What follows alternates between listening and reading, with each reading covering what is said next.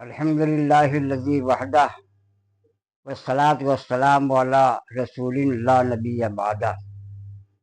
हज़रात, अल्लाह ताला अपने आखिरी नबी हज़रत मुहम्मद रसूलुल्लाह सल्लल्लाहु अलैहि वसल्लम को मुखातिब करते हुए इरशाद फरमाता है, वमा अरसलनाका इल्ला रहमतल लिल आलमीन। ऐ नबी, हमने आपको सारे आलम के लिए रहमत बनाकर भेजा है। और आलम में दोस्त भी हैं और दुश्मन भी हैं, यानी आप अपनों के लिए भी रहमत हैं और गैरों के लिए भी रहमत हैं, दोस्तों के लिए भी रहमत हैं और दुश्मनों के लिए भी रहमत हैं, फर्मा बरदारों के लिए भी रहमत हैं और नाफरमानों के लिए भी रहमत हैं, मानने वालों के लिए भी रहमत हैं और इनकार करने वालों के लिए भी रहमत हैं, रास्ते से कांटा हटाने वालों के लिए भी रहमत हैं और राहों में कांटे बिछाने वालों के लिए भी रहमत हैं, जान कुर्बान करने वालों के लिए भी रहमत हैं और जान लेने वालों के लिए भी रहमत हैं। चनांचे जब आप नबी बनाए गए और आपने तौहीद की तबलीग शुरू की तो मक्का के सरदारों को उनकी सरदारियां, मक्का के महंतों को उनकी जागीरें खतरे में नजर आने लगी। अब उन्होंने आपको तौहीद के रास्ते से हटाने के लिए रिश्वतें पेश की। उन्होंने कहा कि मोहम्मद, अगर तुम खूबसूरत औरतों से शादी करना चाहते हो तो दुनिया की हसीन तरीन औरतें हम तुम्हारे कदमों में डाल देंगे। अगर तुम्हें मालो ज़र की जरूरत है तो हम तुम्हें दुनिया अरब का सबसे मालदार इंसान बना देंगे। और अगर तुम सरदारी चाहते हो तो आज ही से हमारे सरदार बन जाओ, लेकिन तौहीद की तबलीग से बाज आ जाओ। तो हमारे नबी ने बज़बान हाल ये जवाब दिया था कि मेरे हाथों पे लाकर चांद सूरज भी अगर रख दें, मेरे हाथों पे लाकर चांद सूरज भी अगर रख दें, मेरे कदमों तले रूए ज़मीन का मारो ज़र रख दें, खुदा के काम से मैं बाज हरगिज रह नहीं सकता। ये बुत झूठे हैं, मैं झूठों को सच्चा कह नहीं सकता। जब रिश्वत के जरिए लोग आपको अपने जाल में नहीं फंसा सके तो फिर कुरैश मक्का आप पर ऐसे टूट पड़े जैसे कोई शिकारी किसी शिकार पर टूट पड़ता है, जैसे कोई भूखा किसी दस्तरखान पर टूट पड़ता है। चनांचे आपको गैरों ने मारा तो अपनों ने भी मारा, गैरों ने आपको सताया तो खानदान वालों ने भी आप पर जुल्म ढाए, मर्दों ने आपको अजियतें पहुंचाई तो औरतें भी किसी से पीछे नहीं रही। हफीज जालंधरी तर्जमानी करते हैं कि कुरैशी औरतें कांटे बयाबानों से लाती थी, कुरैशी औरतें कांटे बयाबानों से लाती थी, गुजर गाहे गुले गुलजारे वहदत में बिछाती थी, नजासत घर के दरवाजे पे लाकर डाल जाती थी, झगड़ती बदजबानी करती थी, फितने उठाती थी, मगर वो मंबे दीदो सखा खामोश रहता था, मगर वो मंबे दीदो सखा खामोश रहता था, ज़ुबान से कुछ न कहता था, दुआए खैर करता था।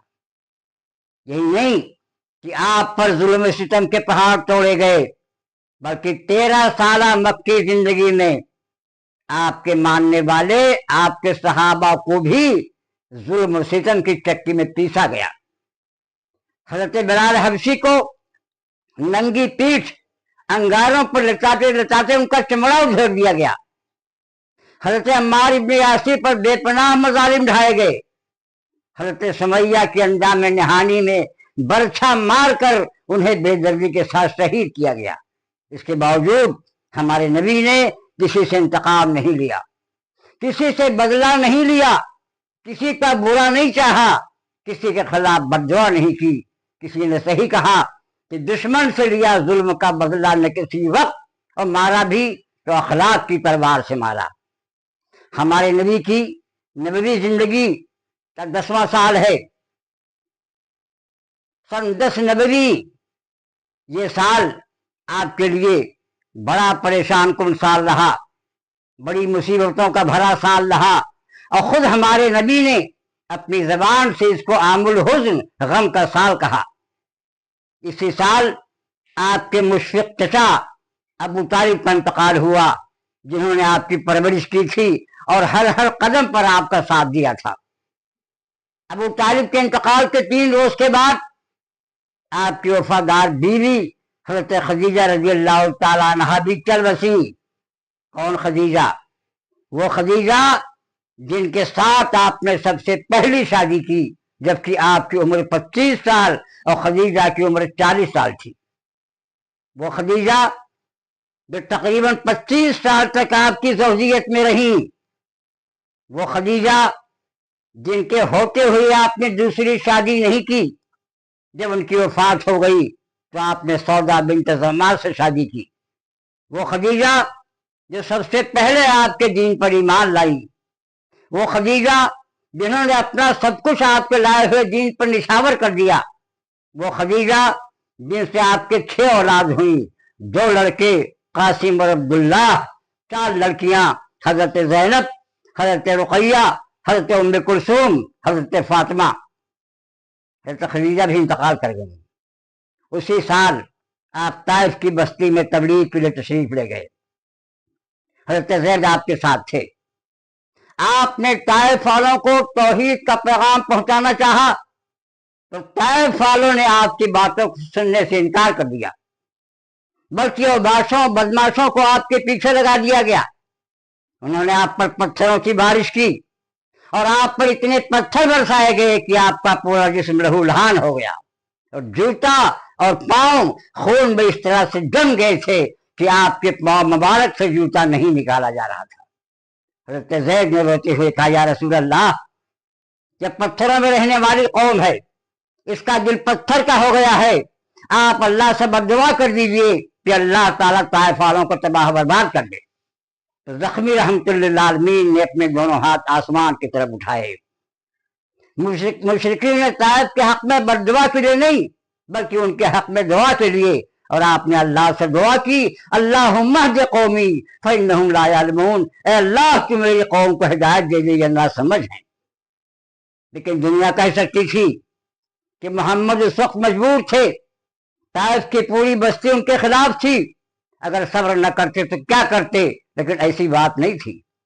جب آپ زخموں سے چور ہو کر گرے، ایک فرشتہ آسمان سے نازل ہوتا ہے، کہتا ہے، یا رسول اللہ، طائف والوں نے پتھر مار مار کے آپ کو لہو رہان کر دیا ہے، لیکن اللہ نے مجھے اس بات کی اجازت دی ہے کہ اگر آپ کہیں تو میں طائف والوں کو طائف کی دونوں پہاڑیوں میں رکھ کے پیس دوں، تباہ و برباد کر دوں۔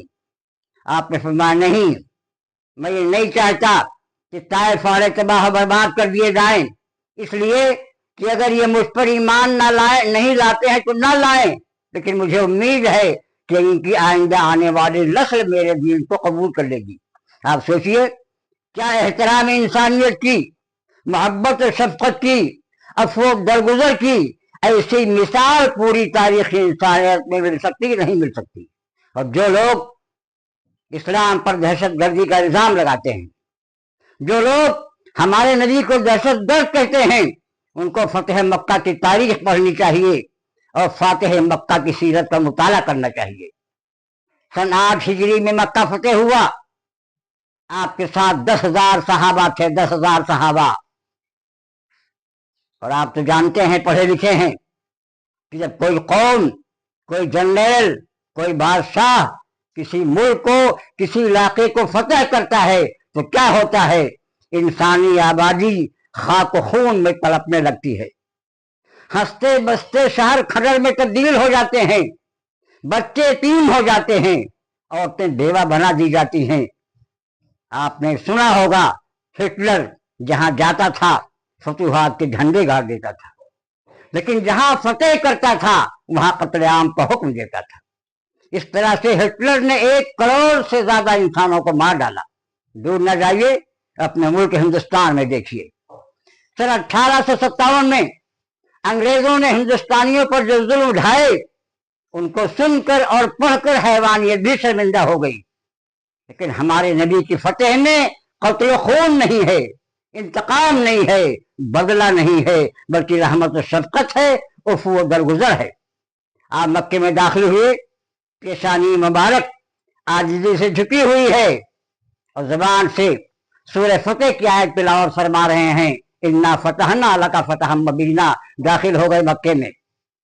आपने ऐलान फरमाया जो आदमी अपने घर का दरवाजा बंद कर ले उसे अमान है, जो आदमी अपनी तलवार मियान में रख ले उसे अमान है, जो शख्स भागे उसका पीछा न किया जाए, जो अबू सुफियान के घर में चला जाए उसे अमान है, जो हरम में दाखिल हो जाए उसे अमान है। एक सहाबी हजरत साद जिनके हाथ में झंडा था जोश में आ गए, जोर से कहने लगे अल-यौम यौमुल मलहमा, अल-यौम यौमुल मलहमा, आज का दिन खूरेस टकराव का दिन है।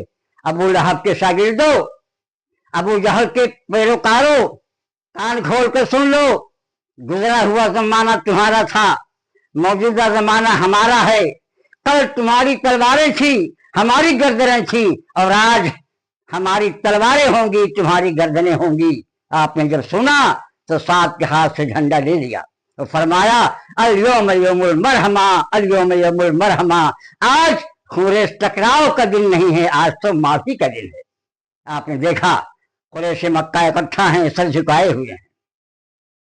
आपने पूछा, आपने फरमाया बताओ तुमने 13 साल तक हम पर और हमारे साथियों पर जुल्म उठाए, तुमने हमारे खानदान वालों का खून नाहक किया, तुमने हमारी राहों में कांटे बिछाए, तुमने हमारे बिलाल को अंगारों पर लटका के तड़पाया, तुमने हमारी समैया के अंदान में निहानी में बरछा मार को शहीद किया। बताओ आज तुम्हें मुझसे किस चीज की उम्मीद है? सबने कहा आप करीम इब्ने करीम हैं, हमें आपसे बेहतर सलूक की उम्मीद है। आपने फरमाया मैं तुमसे वही कहता हूं जो हजरत यूसुफ ने अपने भाइयों से कहा था इज़हबू अंतुम मुतलका ला तसरीब अलैकुम अल-यौम, जाओ तुम सब के सब आजाद हो, तुम्हारा कोई मुआखजा नहीं किया जाएगा। यही नहीं बल्कि आपने हिंदा को भी माफ कर दिया। हिंदा कौन? हिंदा जिसने वहद की लड़ाई में आपके सगे चचा हजरत हमजा तक कलेजा समाया था। अब आप सोचिए यह है फातिह मक्का, जो मक्का में सीना तान के नहीं दाखिल हुआ, जिसने मक्का की आबादी को बर्बादी से नहीं बदला, जिसने मक्का में कत्ल आम का हुक्म नहीं दिया। वो चाहता तो जालिमों से उनके एक एक जुल्म का भरपूर बदला लेता, वो चाहता तो गुनहगारों को भी और बेगुनाहों को भी इंतकाम की आग में जला के बर्बाद कर देता, और मक्का की पूरी सरजमीन मुसलमानों के कातिलों के खून से सूख हो जाती। लेकिन रहमतुल्लिल आलमीन की रहमत ने इसको गवारा नहीं किया। अब हमारी क्या जिम्मेदारी है? हमारी जिम्मेदारी यह है कि हम नबी की सीरत को अपनी पूरी जिंदगी का महवर और मरकज बनाएं। हमें वही काम पसंद हो, वही बात पसंद हो जो हमारे नबी को पसंद थी। हमें उन कामों से नफरत हो जिन कामों से हमारे नबी को नफरत थी।